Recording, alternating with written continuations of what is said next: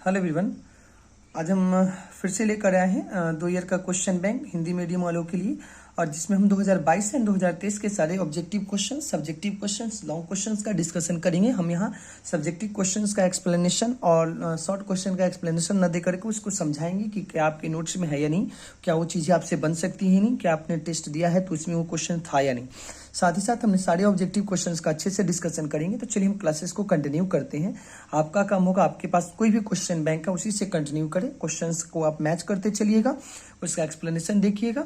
यह इसलिए भी बना दी गई है कि लास्ट के समय जब आपका एग्जाम होगा तो उस समय अगर आप इसको डबल स्पीड करके भी, अभी तो आपको डिटेल देखना है, चीज़ों को समझना है, पुनः डबल स्पीड करके चीज़ों को अच्छे से सुन लीजिएगा, आपका काम बहुत अच्छा हो जाएगा और लास्ट में आपको लगेगा कि हाँ ये बहुत मतलब वर्थफुल है, काफ़ी अच्छा लगा मुझे। और चलिए ठीक है, और इसी तरह से हम जल्दी जल्दी सभी टॉपिक्स का क्वेश्चन बैंक फिनिश कर लेंगे। और और साथ ही साथ जो भी एक्स्ट्रा कोई भी कॉन्सेप्ट या कोई चीज़ आपका रह जाता है तो आप मुझे मैसेज कर दीजिएगा।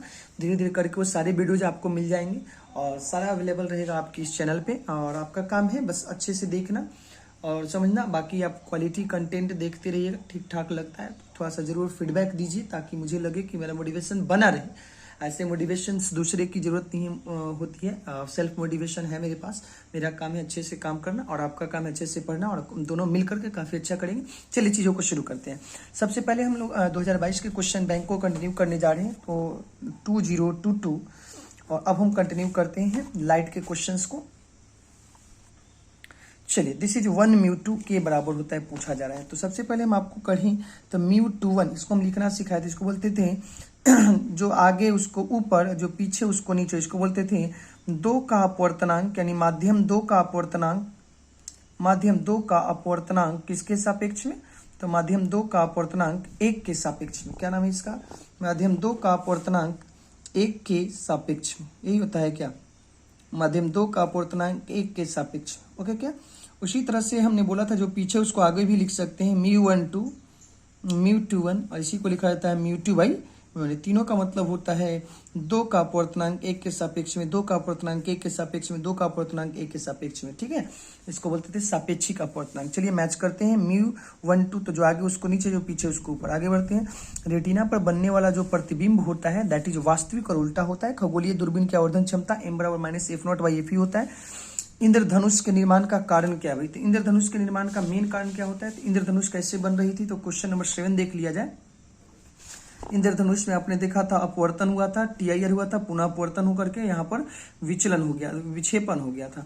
ठीक है, तो अपवर्तन है, पूर्णांतरिक प्रवर्तन है और वर्ण विक्षेपण है। ठीक है, तो चलिए मैच करते हैं जरा सा। प्रकीर्णन गलत है, विवर्तन गलत है, वर्ण विक्षेपण और अपवर्तन दोनों सही है। तो दोनों का दोनों सही है, तो option C and D both are correct है। तो सी और डी दोनों लगाते हैं, दोनों सही है। आगे बढ़ते हैं, लाइट के क्वेश्चंस को देखते हैं। लाइट का क्वेश्चंस नहीं है, चलिए इधर चलते हैं, लाइट के क्वेश्चंस को देखते हैं। 15 नंबर क्वेश्चन है लाइट का है। 4 डायोप्टर क्षमता वाले लेंस की फोकस दूरी बताइए। तो चलिए 15 नंबर को देखते हैं। पावर दिया हुआ है, तो पावर इज इक्वल्स टू होता है 1/f। अब देखिए पावर कितना दिया हुआ है? 4 डायोप्टर, तो इसके जगह 4 लिखेंगे, यहाँ से f निकालिएगा तो हो जाएगा 1/4, क्रॉस मल्टीप्लाई तिरछा तिरछी गुना कर लीजिएगा। और ये मीटर में निकला है, अगर सेंटीमीटर मीटर में है तो इसको लिख सकते हैं 0.25 metre is the correct answer. 0.25 metre is the correct answer. फिर है निम्नलिखित में कौन वर्ण विक्षेपण क्षमता के लिए सही है? तो वर्ण विक्षेपण क्षमता आपको हमने बता रखा है प्रिज्म में। शॉर्टकट याद रखिएगा, प्रिज्म की शक्ति के बाहर, बस ये बैगनी, बाहर लाल पीली हवा है, ऑप्शन ए इज करेक्ट। अगला है कि यदि कांच के एक लेंस है जिसका अपवर्तनांक कितना है, हवा में फोकस दूरी इतना है FA है, तथा पानी में फोकस दूरी FW है, तो दोनों में संबंध बताइए। अच्छा क्वेश्चन है, इसको थोड़ा टाइम लेंगे, अच्छे से समझेंगे। जरा सा देखिए, एक लेंस है मेरे पास जो किसका बना हुआ है? कांच का बना हुआ है, दैट इज 3/2, और इसको हवा में रखा गया। हवा का अपवर्तनांक कितना होता है? 1। तो एक लेंस है जो कि कांच का बना हुआ है, इसको हवा में रखे हैं, माध्यम हवा है।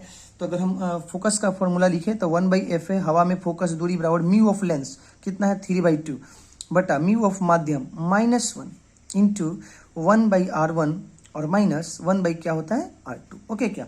1/r1 -1/r2। नेक्स्ट बात करते हैं जरा सा कि अगर इसको और सजा लिया जाए तो 3/2 में 1 से करेंगे तो 3/2, एंड 3/2 -1 करेंगे तो बचेगा 1/2 इंटू 1/r1 -1/r2। ठीक है, 1/r1 माइनस क्या बचने वाला है? 1/r1 -1/r2 बचने वाला है।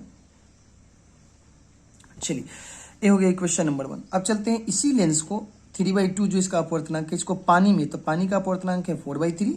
4/3 में डाल देते हैं तो फिर से लिखेंगे फॉर्मूला कि 1 फोकस किस में जनता वाटर में is equals to 3/2 mu of lens बटा म्यू ऑफ माध्यम, माध्यम का अपवर्तनांक कितना है 4/3 -1 इंटू 1/r1 -1/r2। आगे बढ़ते हैं, 3 ऊपर जाएगी तो 3 3 9 4 2 8 हो जाएगा 9/8 -1 इंटू 1/r1 -1/r2। उसी तरह से 9/8 में से 1 घटाइएगा तो ये बचेगा 1/8 into 1/r1 -1/r2। This is समीकरण नंबर 2। ओके क्या, तो समीकरण 1 मालूम 2 मालूम, दोनों को भाग दे दीजिए। समीकरण 1 डिवाइड 2, तो इधर बचेगा कितना 1/FA और 1/FW। ठीक है, 1/FA और FW। इधर बचा रह जाएगा, देखो ए और ए तो कट जाएंगे, ये दोनों में कट जाएंगे, तो इधर बचेगा 1/2 और कितना 1/8। अब देखिए सबसे नीचे वाला सबसे ऊपर FW बटा FA, 8 वाला ऊपर चला जाएगा और 2 नीचे, तो बचेगा 4। और यहाँ से जब इसको सोल्व किया जाएगा तो बचने वाला है FW is equals to 4 into FA। This is the correct relation. FW is equals to कितना 4 इंटू FA। खत्म हो गई है 4 इंटू FA। रुकिए एक सेकेंड, 4 इंटू FA ना, चलिए यहाँ पर FW इज इक्वल्स टू कितना 4 into FA is the correct option. कितना है जनता, ऑप्शन नंबर डी। तो 17 का ऑप्शन डी। 18 नंबर क्या निम्नलिखित में कौन संबंध प्रकीर्णित प्रकाश की तीव्रता और तरंग दैर्ध्य में। तो हमने आपको जब प्रकीर्णन पढ़ाया था तो वहां हमने पढ़ाया था आपको एक रेले का नियम और एक पढ़ाया था कॉची फॉर्मूला। तो रेले के नियम में था इंटेंसिटी तीव्रता is inversely proportional to lambda के पावर 4। तो ऑप्शन नंबर कौन सा करेक्ट है, D number, intensity is inversely proportional to lambda के पावर 4। और आगे चलते हैं, लाइट के क्वेश्चन नहीं है। नेक्स्ट अब चलते हैं इस तरफ देखा जाए लाइट के क्वेश्चन हैं क्या। क्वेश्चन नंबर 29 से आगे बढ़ते हैं। 36 सरल सूक्ष्मदर्शी की आवर्धन क्षमता m equals to 1 plus dy/fe सही है। दो संपर्कित लेंस, तो काफी सिंपल है, दो संपर्कित लेंस का पूछा है। तो देखिए भाई 37 नंबर यहाँ पर देख लिया जाए। हम जानते हैं 1/f is equals to f equivalent equals to 1/f1 plus 1/f2 और माइनस d/f1 इंटू f2। अब सुनिए, चूंकि संपर्क में है तो d का वैल्यू कितना हो जाएगा 0। अब 1/f को लिख सकते हैं p इक्विवेलेंट, 1/f1 को लिख सकते हैं p1 plus p2 and this is the correct formula. Option number A is correct. 37 का ये है। 38 नंबर चलते हैं। म्यू जी, यदि mu G equals to 3/2 mu W equals to 4/3 तो डब्ल्यू म्यू जी क्या होता है बताइए। ये तो काफी सिंपल है, यहाँ देख लेते हैं इस छोटे से ब्लॉक में क्या है कि W है, म्यू है, जी है। तो हमने बोला था जो आगे उसको नीचे और जो पीछे उसको ऊपर। ओके, जो बगल में होता है उसको ऊपर लिखते हैं और जो पीछे होता है उसको नीचे, चाहे जो आगे होता है उसको नीचे। देखिए म्यू ग्लास का दिया है 3/2, वाटर का है 4/3, 3 3 ऊपर चला गया तो 3 3 9 4 2 8 9/8 is the correct answer. Option number C. कांच का क्रांति कोण लगभग 42 डिग्री आप याद रखिएगा। ठीक है, कांच का क्रांति कोण कितना याद रखना है आपको, तो लगभग 42 डिग्री के करीब। ठीक है, कांच का क्रांति कोण है 42 डिग्री। पानी का क्रांति कोण कितना है 48 डिग्री के करीब है। और पानी का क्रांति कोण 48 डिग्री, कांच का 42 डिग्री और हीरे का आप याद रखिएगा 24 डिग्री के बीच करीब होता है क्रांति कोण। ओके क्या, चलिए अब विद्युत चुंबकीय तरंग की प्रकृति क्या होती है। तो विद्युत चुंबकीय तरंग की प्रकृति तो सबको पता है कि विद्युत चुंबकीय तरंग कैसा होता है। तो विद्युत चुंबकीय तरंग होता है अनुप्रस्थ की अनुदैर्घ्य, तो आपको पता अनुप्रस्थ होता है। तो जनरली आप देख सकते हो कि विद्युत चुंबकीय तरंग की प्रकृति अनुप्रस्थ होती है। और ये भी ध्यान रखना है कि तरंग के अनुप्रस्थ प्रकृति कौन सी घटना से दर्शाई जाती है, तो ध्रुवन की घटना से। ध्यान रखिएगा कि प्रकाश के अनुप्रस्थ प्रकृति का गुण किस प्रकाशीय घटना के द्वारा सत्यापित होता है, तो ध्रुवन के द्वारा। दूसरी चीज ध्यान रखिएगा कि अनुप्रस्थ प्रकृति, प्रकाश तरंग की प्रकृति कैसी होती है, तो अनुप्रस्थ होती है। ध्यान रखेंगे अनुप्रस्थ होती है। त्रिपार्श्व के पदार्थ यानी प्रिज्म के लिए अपवर्तनांक का सूत्र थे सब लोग जानता है, mu equal to sine A plus delta minimum और नीचे होता है साइन a/2।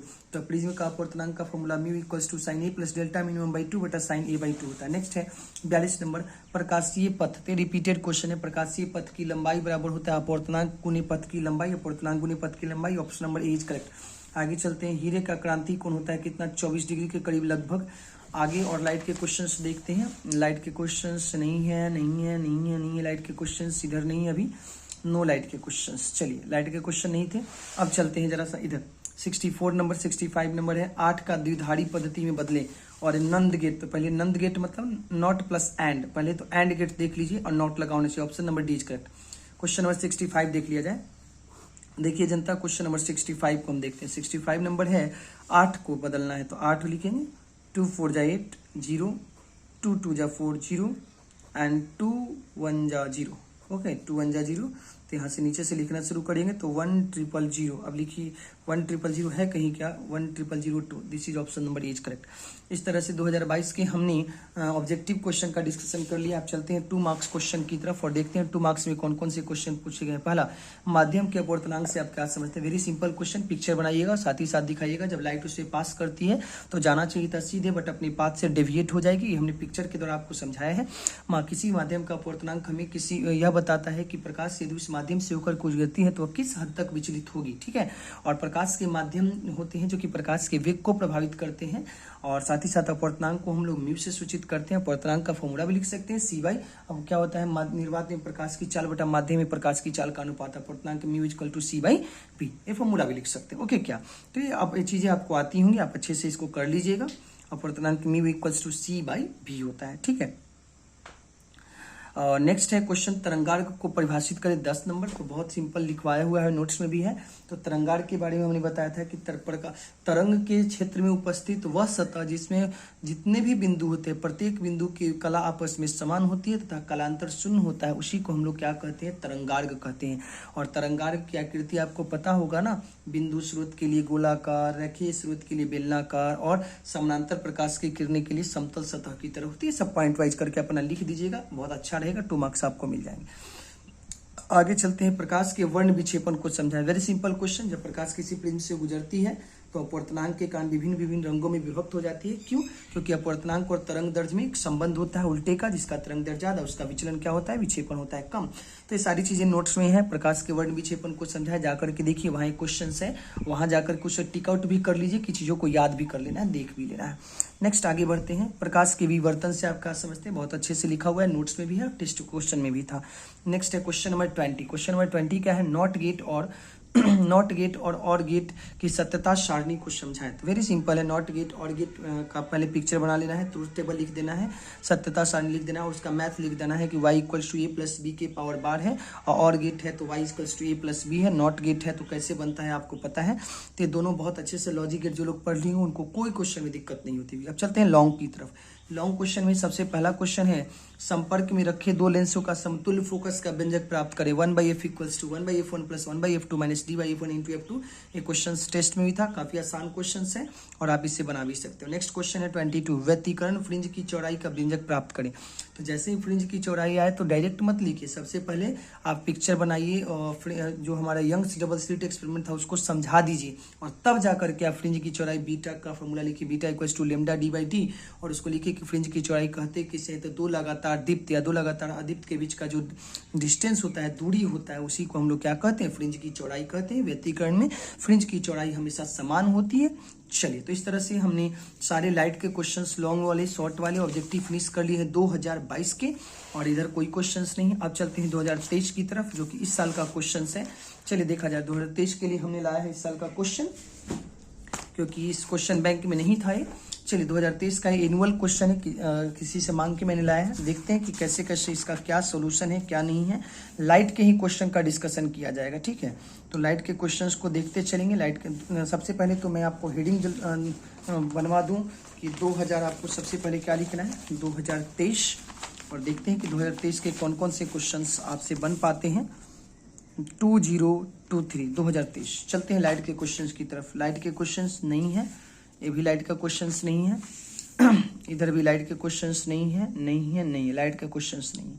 आगे बढ़ते हैं, यहाँ देखिए लाइट का क्वेश्चन, ये सब आपसे बन जाएंगे, घबरा नहीं। टोटल के 70 ऑब्जेक्टिव आपको आ जाएगा, लगेगा कॉन्फिडेंस हाई रहेगा। बस आपको जितना कहा जाए कीजिए। थोड़ा सा मौसम या कह सकते हैं थोड़ी सी परिस्थितियाँ कभी कभी खराब रहती हैं, उन सभी को डिनाई कीजिए। जो पॉजिटिव चीज़ है उसी पे ध्यान दिया करेंगे। इधर अभी आपके पास नहीं है लाइट के क्वेश्चंस, ये सब दूसरे टॉपिक के क्वेश्चंस हैं। और आगे बढ़ते हैं, देखा जाए लाइट का क्वेश्चंस कहीं है क्या।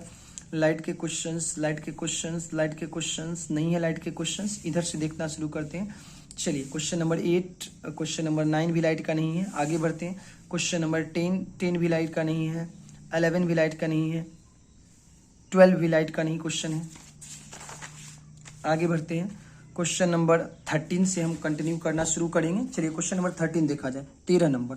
13 नंबर क्वेश्चन है कि y1 equals to 4 sine omega T and y2 equals 3 cos omega T में उत्पन्न व्यतिकरण आयाम का महत्तम मान बताइए, मैक्सिमम एम्पलीट्यूड बताइए। तो देखिए क्वेश्चन इतना अच्छा है कि बहुत सारी जनता इसमें गलत करेगी। 4 साइन ओमेगा टी है and y2 equals to 3 cos omega T है, तो लोग याद रखते हैं हर बार में कि बस महत्तम आयाम में होता है, दोनों को जोड़ देते हैं a1 प्लस a2, और न्यूनतम में क्या करते हैं, तो न्यूनतम में क्या कर देते हैं a1 माइनस a2, और दोनों को मोड में रखा जाता है, हमेशा प्लस में आंसर देते हैं। और हर बार में गलती करेंगे, 3 प्लस महत्तम पूछा है तो 3 प्लस 4 प्लस 3 करेंगे, और 7 ऑप्शन में है, देख सकते हैं 7 ऑप्शन में, जो कि गलत है।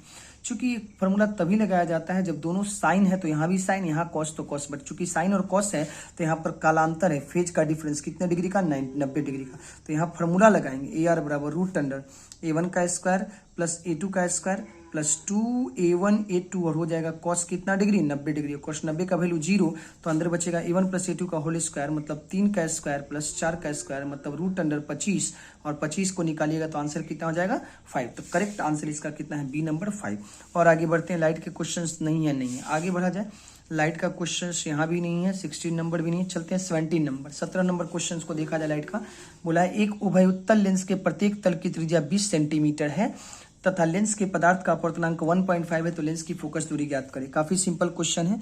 17 नंबर 17 नंबर क्वेश्चन को देखते हैं। आप क्वेश्चन बैंक से मैच कर लीजिएगा जिनके पास भी है। चलिए 17 नंबर है कि एक लेंस है जिसका अपवर्तनांक है 1.5 और नहीं माध्यम दिया हुआ है तो हवा लेके चलेंगे, और प्रत्येक सतह की त्रिज्या है 20 सेंटीमीटर। इधर भी कितना सेंटीमीटर लेके चलेंगे, 20 सेंटीमीटर। तो लाइट को एक तरफ से भेजिएगा तो एक रेडियस प्लस आएगा, एक त्रिज्या प्लस, तो दूसरी त्रिज्या क्या लेंगे, माइनस। चलते हैं फॉर्मूला की तरफ। 1/f is equals to mu of lens, mu of lens है 1.5, माध्यम -1 इंटू 1/20 और माइनस -1/20। ध्यान रखिएगा, एक प्लस में तो एक माइनस में। आगे चलते हैं। 1.5 में से 1 डिवाइड करोगे 1 से, तो 1.5 में से 1 घटाओगे तो बचेगा 0.5, इधर बचेगा 1/20 और माइनस माइनस प्लस 1/20। ओके क्या, तो यहाँ से हो जाएगा 1/2, और ये कितना 1/20 प्लस 1/20 तो 2/20, 2 से 2 गुजर गए तो 1/20, यानी कि फोकस है 1/20, तो यहाँ से करोगे तो फोकस हो जाएगा 20 centimetre. Is the correct answer. 17 का option number C is correct. और आगे बढ़ते हैं। लाइट के क्वेश्चंस को देखा जाए। लाइट का क्वेश्चंस नहीं है लाइट का क्वेश्चंस। पी टाइप ये सब अर्धचालक के क्वेश्चंस हैं। यहाँ देखते हैं लाइट का क्वेश्चन। चलिए अब है द्वितीयक तरंगिकाओं की अवधारणा किसके द्वारा है। द्वितीयक तरंगिकाएं आपको पता है कि हाइगेंस के द्वारा दिया गया था, जिसमें आप लोग तरंगार्क के बारे में जानते हो, द्वितीयक तरंगिकाओं के बारे में जानते हो, पूरा तरंग के द्वारा अपवर्तन प्रवर्तन की घटना को जानते हो, तो हाइगेंस है। ठीक है, आगे बढ़ते हैं। लाइट का क्वेश्चन नहीं है। हाँ, दृश्य स्पेक्ट्रम में किसका तरंग सबसे ज्यादा होता है, तो सबको पता है VB और लाल रंग का होता है। आसान है, सबसे आसान क्वेश्चन है। पुनः ये 26 नंबर नहीं है लाइट का क्वेश्चन नहीं है। और आगे बढ़ते हैं। देखा जाए लाइट का क्वेश्चन देखते हैं इधर से। लाइट के क्वेश्चन नहीं, थोड़ा तेज रहेंगे। ये भी लाइट के क्वेश्चन नहीं है, ये सब भी लाइट के क्वेश्चन नहीं है। नेक्स्ट आगे बढ़ते हैं। ये सब भी लाइट के क्वेश्चन नहीं है। लाइट के क्वेश्चन से आए 40 सेंटीमीटर फोकस दूरी वाला उत्तल लेंस तथा 20 सेंटीमीटर फोकस दूरी वाला अवतल लेंस है, तो समायोजन क्षमता क्या है। तो चलिए इसका पूछा है कि जब इसको जोड़ दिया जाए तो पावर कितना होगा। तो आपको पता है 1/f is equals to 1/f1 plus 1/f2 minus d/f1 into f2 होता था क्या। चूंकि संपर्क में है तो d का वैल्यू क्या हो जाएगा 0, और 1/f तो कितना है, एक है उत्तल लेंस तो प्लस में लिखेंगे, और एक है अवतल लेंस तो किस में लिखेंगे, माइनस में लिखेंगे। अब चूंकि देखिए अब ध्यान क्या रखना होगा कि चूंकि यह अब ऐसा भी कर सकते हैं 1/f इज इक्वल्स टू क्या लिख सकते हैं, पावर।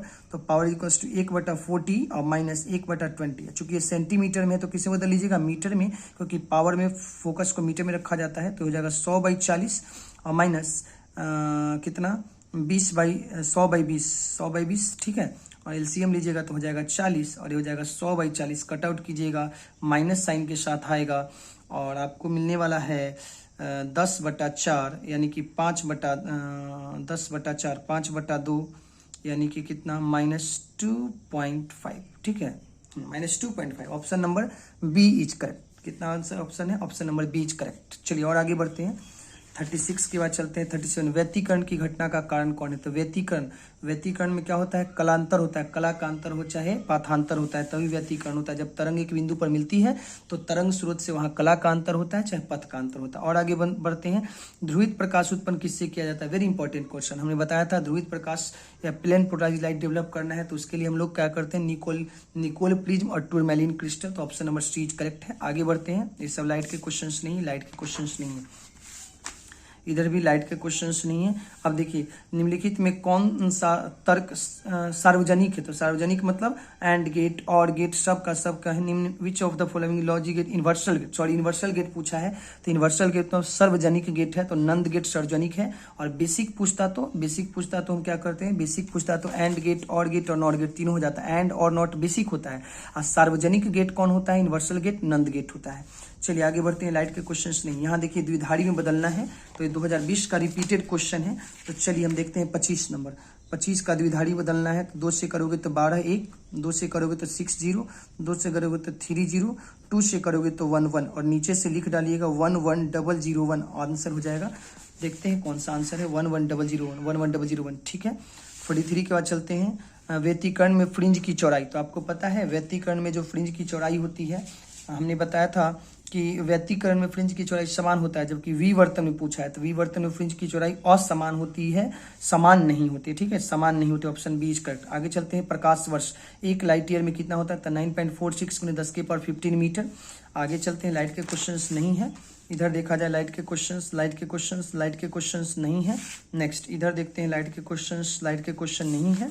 पुनः देखा जाए लाइट का क्वेश्चंस, इधर भी लाइट का क्वेश्चंस नहीं है।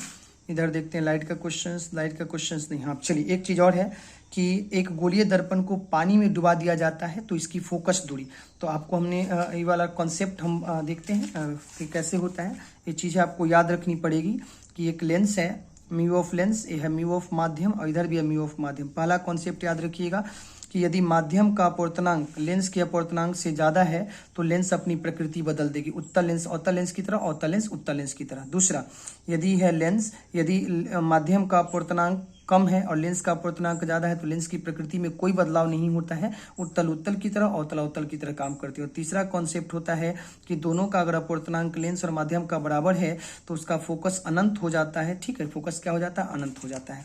ये 3 चीजें आपको पता होनी चाहिए और ये हमने बहुत अच्छे से समझाया। फोकस दूरी पर प्रभाव पड़ेगा कि नहीं पड़ेगा ये भी हम सब लोग जानते हैं। 1/f लिखिएगा equal to mu of lens बटा म्यू ऑफ माध्यम, म्यू ऑफ लेंस बटा म्यू ऑफ माध्यम -1 इंटू 1/r1 - 1/r2, और इसी को रख करके चीजें की जाती है। हम थर्ड वाले को कर देते हैं, दोनों बराबर होगा तो 1 - 1 हो जाएगा 0, 0 गुने समथिंग तो 0, तो 1/f बराबर 0, तो f बराबर 1/0, कितना आंसर आ जाएगा? अनंत आ जाएगा, इन्फिनिटी। ओके, और आगे बढ़ जाते हैं।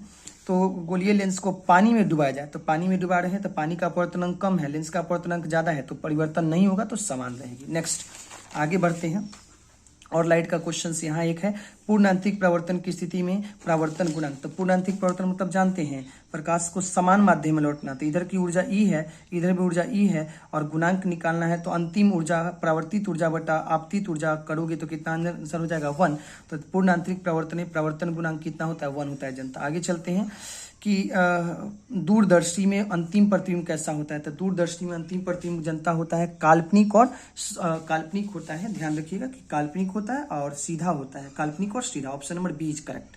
नेक्स्ट चलते हैं, और लाइट के क्वेश्चंस हैं। इधर लाइट के क्वेश्चन नहीं है, लाइट के क्वेश्चंस नहीं है, नहीं लाइट के क्वेश्चंस। नेक्स्ट इधर भी एक भी लाइट के क्वेश्चंस नहीं है।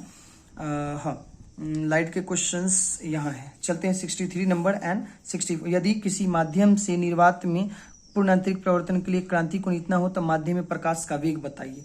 चलिए देखा जाए इस क्वेश्चंस को।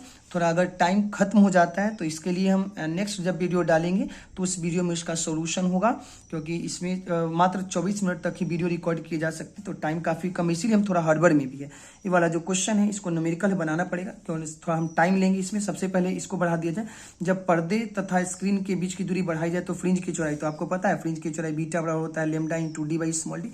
पर्दे और फ्रिंज की चौड़ाई, पर्दे और स्लिट के बीच की दूरी होता है डी, डी बढ़ाएंगे तो फ्रिंज की चौड़ाई बढ़ेगा, तो option number A is correct. वो वाला क्वेश्चन हम तुरंत कराते हैं, पहले थोड़ा हम देख लेते हैं कि और है लाइट का क्वेश्चंस, लाइट का क्वेश्चन। चलिए लाइट के क्वेश्चंस इधर नहीं थे, सारे ऑब्जेक्टिव देख लिए जाए। सारे ऑब्जेक्टिव देख लेने के बाद चलिए एक और क्वेश्चन है, प्रिज्म की वर्ण विक्षेपण क्षमता। तो वर्ण विक्षेपण क्षमता क्या होता था, ओमेगा बराबर प्रिज्म की शक्ति के कारण बाहर लाल पीली हवा है, लाल पीली देखिए सब में अपवर्तनांक है, तो omega is directly proportional to अपवर्तनांक। अपवर्तनांक मतलब पदार्थ, यानी कि प्रिज्म के पदार्थ पर निर्भर करेगा। तो वर्ण विक्षेपण क्षमता प्रिज्म के पदार्थ की प्रकृति पर निर्भर करती है, ऑप्शन बी इज करेक्ट। और आगे लाइट के क्वेश्चंस नहीं है। प्रकाश के अनुप्रस्थ तरंग की प्रकृति कौन से घटना के कारण, ध्रुवण की घटना के कारण होता है। तो सारे हमने ऑब्जेक्टिव कर लिए हैं, एक ऑब्जेक्टिव है जो हम आपको बना के दिखाते हैं, चलिए देखा जाए। नेक्स्ट है ऑब्जेक्टिव नंबर 63 नंबर है कि यदि किसी माध्यम में से निर्वात में संपूर्ण आंतरिक परावर्तन के लिए क्रांतिक कोण दिया हुआ, क्रांतिक कोण कितना है 30 डिग्री। तो चलिए जनता बोला है कि इसमें प्रकाश का वेग बताइए।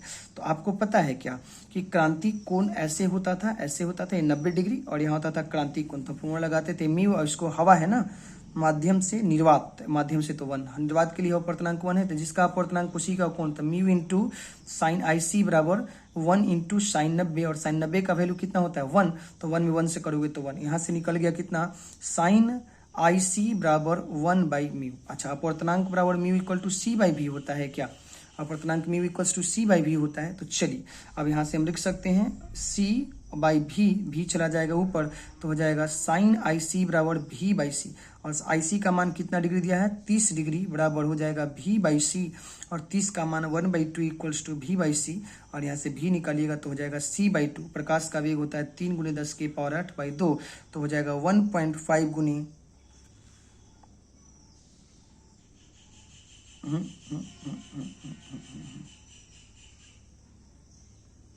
1.5 गुने 10⁸8 मीटर पर second is the correct answer. चलिए बाकी तो कोई दिक्कत नहीं, म्यूकस टू साइन सी कर लीजिएगा। ये थोड़ा सा यहाँ मिस्टेक कर दिया है, ये ऑप्शन में यहाँ पर 10⁸8 होगा, ठीक है, बाकी सारी चीज़ें सही है, 1.5 गुने 10⁸8। चलिए आगे देखते हैं, और हम चलते हैं 2 मार्क्स क्वेश्चन की तरफ। लाइट का कोई भी क्वेश्चन दिखेगा तो मैं उसे कर लूँगा। पहला है प्रकाश के व्यतिकरण की शर्त को लिखो। तो व्यतिकरण के लिए आपको कला संबंध स्रोत होना चाहिए, कालांतर फिर कला संबंध स्रोत होनी चाहिए, पुनः समय के साथ कलांतर चेंज नहीं करना चाहिए, आवृत्ति नियत होना चाहिए। तो ये सब हमने शर्त आपको नोट्स में लिखा रखे हैं, तो आपको खोजने की जरूरत है, और बहुत सिंपल क्वेश्चन है, नोट्स में भी है, गेस क्वेश्चन में। और आगे देखते हैं नेक्स्ट क्वेश्चन, प्राथमिक तथा द्वितीयक इंद्रधनुष में अंतर बताने की जरूरत नहीं, आपको आता है और नोट्स में भी है, कराया भी गया है। और आगे देखते हैं लाइट के क्वेश्चंस कोई है, लाइट के क्वेश्चंस देखते हैं। लाइट के क्वेश्चन, सरल सूक्ष्मदर्शी की आवर्धन क्षमता। तो सरल सूक्ष्मदर्शी की आवर्धन क्षमता क्या होता है, m = 1 + d/f। पहले लिखेंगे फॉर्मूला, और यहाँ से फोकस दूरी लिखेंगे, बढ़ेगी तो आवर्धन क्षमता का क्या होगा, बढ़ेगी कि घटेगी, समझा देंगे। तो ये चीजें आप कर लीजिएगा, आसान क्वेश्चन है, दिक्कत होगी ऑफिस से मिल लीजिएगा, बट हो जाएगा, सिंपल क्वेश्चन है, नहीं तो इसका सोल्यूशन भी बहुत जगह है, आपके गेस क्वेश्चन में भी है। चलिए और है कोई लाइट के क्वेश्चंस, थोड़ा हम इसलिए हड़बड़ है कि ये वीडियो एक पर एक खत्म हो जाएगी।